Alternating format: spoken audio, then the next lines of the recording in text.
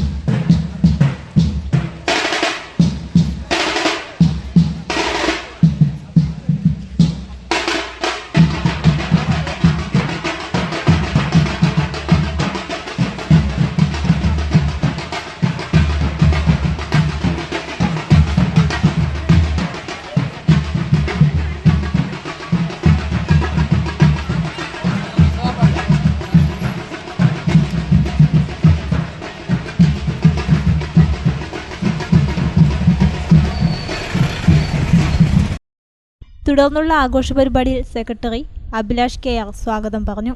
President KK Sukumaran അധ്യക്ഷത വഹിച്ചു. സ്മിതലേഖ teacher Gurudeva പ്രഭാഷണം നടത്തി. അപ്പൊ അങ്ങനെ ഓടുന്ന ഓട്ടത്തിന്റെ ഒരു മൂലയിലായിട്ട് ഒരു ചെറിയ പുലിയ കുടില് കാണുകയാണ്. ആ പുലിയ കുടിലിന്റെ അകത്ത് എത്തി നോക്കിയപ്പോൾ അവിടെ ആരുമില്ല. പകരം അടുപ്പിൽ നിന്ന് കഞ്ഞി തിളച്ചു മറിയുന്ന കാഴ്ചയാണ് നാണു കണ്ടത്. നാണുവിന് മനസ്സിലായി അവരൊക്കെ പാടത്ത് പണിക്ക് പോയിരിക്കുകയാണ്. പോകുമ്പോ പോയി തിരിച്ചു വന്നാല് കഴിക്കാൻ വേണ്ടിയിട്ട് കഞ്ഞി അടുപ്പിലിട്ട് പോയിരിക്കുകയാണെന്ന്. അപ്പൊ നാണു ഉടനെ തന്നെ ആ തൂവി മറിയുന്ന കഞ്ഞി ഇളക്കി താഴെ ഇറക്കി വെച്ചു.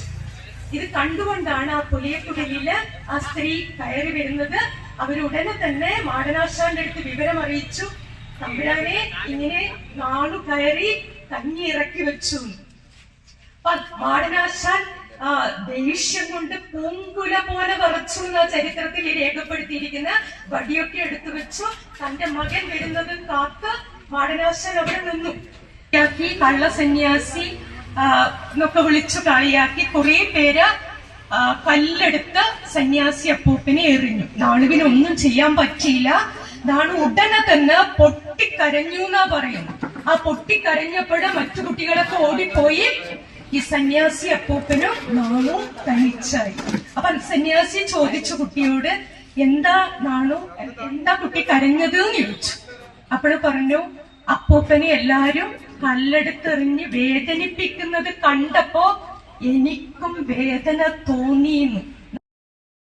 തുടർന്ന് പഴയകാല പ്രവർത്തകരെ ആദരിക്കുകയും SSLC +2 പരീക്ഷയിൽ ഉന്നത വിജയം നേടിയ വിദ്യാർത്ഥികളെ അനുമോദിക്കുകയും ചെയ്തു. Ward member Sajini Mohan, KE Lalu, Baiju K, Kunnil Raveendran, Sudhamani എന്നിവർ ആശംസ അർപ്പിച്ച് സംസാരിച്ചു. സുരേഷ് അരീക്കൽ നന്ദി രേഖപ്പെടുത്തി.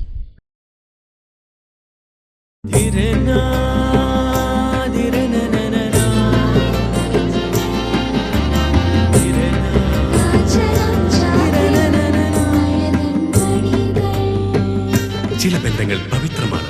കണ്ണും നിറയും മനസ്സും നിറയും. സ്വന്തം ജോസ്കോ ജ്വല്ലേഴ്സ്. ഇനി സംശുദ്ധമായ സ്വർണം ചെറുപുഴയിൽ.